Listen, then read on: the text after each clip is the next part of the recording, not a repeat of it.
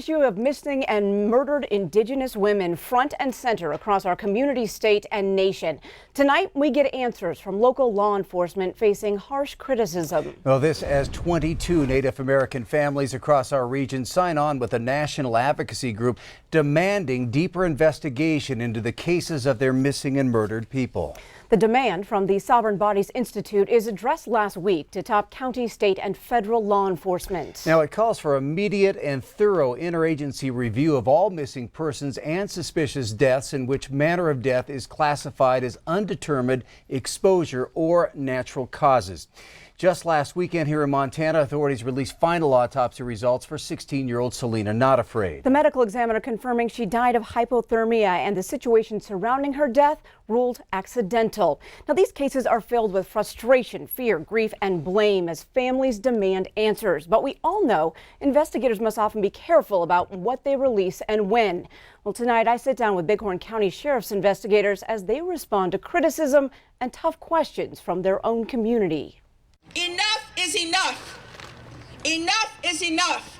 Justice for our relations, ho-ho. We want justice. They march on Main Street, Montana. We want it now. There are family members, and we need to find out what happened to them. Talk with local and national news reporters. So it's just important that they do a thorough investigation when it happens so we can have answers instead of waiting for us to march. What disturbs you about the investigation into Sarah's case? The really lack of investigation. They sit down with national talk show hosts. We lost a lot of evidence. A mother forced to solve her own daughter's murder.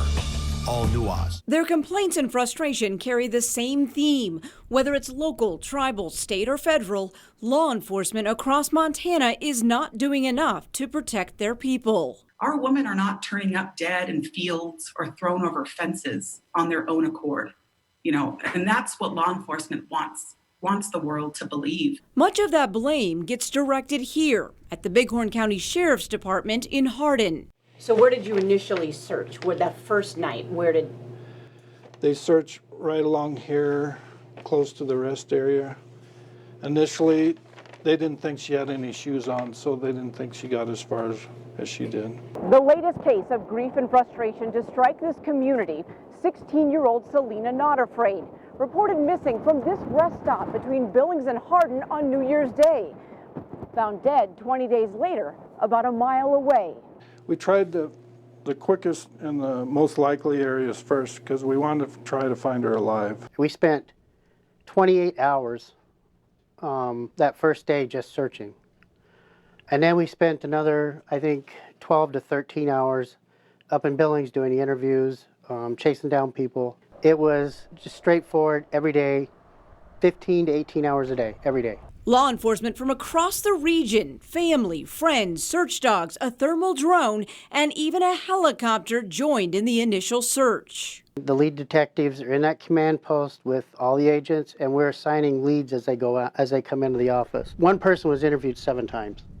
The others were interviewed 4 to 6 times. At the end of the 20 days, we followed up on 148 leads. But that explanation and those efforts haven't been enough for some in this community. You get Facebook, social media, we get slammed. We're crooked, we're not doing our jobs, we're not investigating. It starts to wear on you.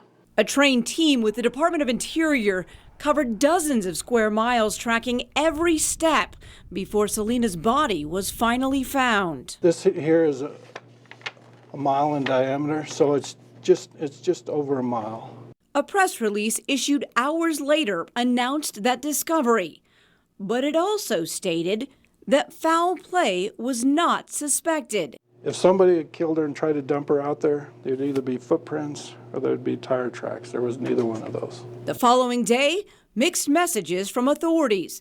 A strongly worded press release from Bighorn County Attorney Jay Harris requesting immediate production of all the evidence in the case. Also stating this was a criminal investigation and that no one tied to Selena's disappearance had immunity. This is definitely an investigation, a criminal investigation. It makes you guys look like you're trying to cover something up. I know, and we didn't view this as a criminal investigation. This was a search and rescue. It's a missing person. That search also called into question. How did a thermal drone and a helicopter team miss finding Selena?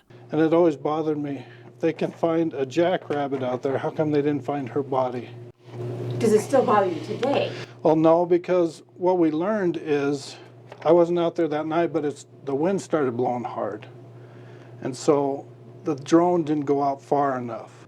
There was power lines there, and they don't like to fly drones close to power lines. And why were the adults with Selena on New Year's Day not being charged? Had investigators let them off easy? I told them I didn't care about their party.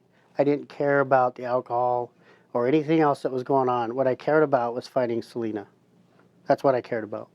The criminal acts will come later. If that's the case, then why had the Bighorn County attorney been so harsh in his press release? You're probably going to have to talk to him. My feeling is that he was upset with us because we didn't include him or involve him the very first day. But it was a missing person. It was a search and rescue. It wasn't a homicide or, a robbery. Bighorn County Attorney Jay Harris would not comment on the record on this case or anything to do with the investigation or the sheriff's office. But he did say in a statement about his community, "We shall always hold those in positions of power to the highest levels of accountability in the exercise of authority."